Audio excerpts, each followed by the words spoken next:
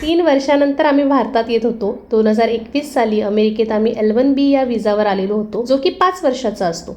बरं, यावर काही ट्रम्प इफेक्ट वगैरे नाही आहे. हा जनरल रूलच आहे L1 विजाचा.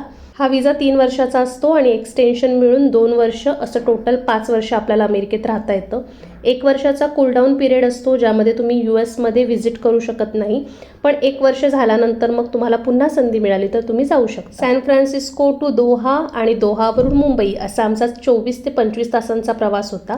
डिनरला चिकन करी, दाल मखनी, राईस दिला होता आणि मी माझ्या मैत्रिणीने एअरपोर्टवर दिलेले पराठेसुद्धा खाल्ले. ब्रेकफास्टला इडली उपमा होता. दोहावरून मुंबईला जाणारी फ्लाईट कमी डिस्टन्सची होती, त्यात त्यांनी स्नॅक्स दिला होता. इमिग्रेशन केलं, बॅग्स घेतल्या. ऑफिसवाल्यांनी कॅब बुक केली होती. पिकअपसाठी ड्रायव्हर आलेले होते, त्यांनीच आमच्या बॅग्स गाडीमध्ये ठेवल्या. त्यामुळे छान मस्त स्पेशल ट्रीटमेंट असल्यासारखं फील झालं. मग आम्ही घरी आलो. मी भांडूपची आहे आणि माझं सासर आणि माहेर एकाच बिल्डिंगमध्ये आहे.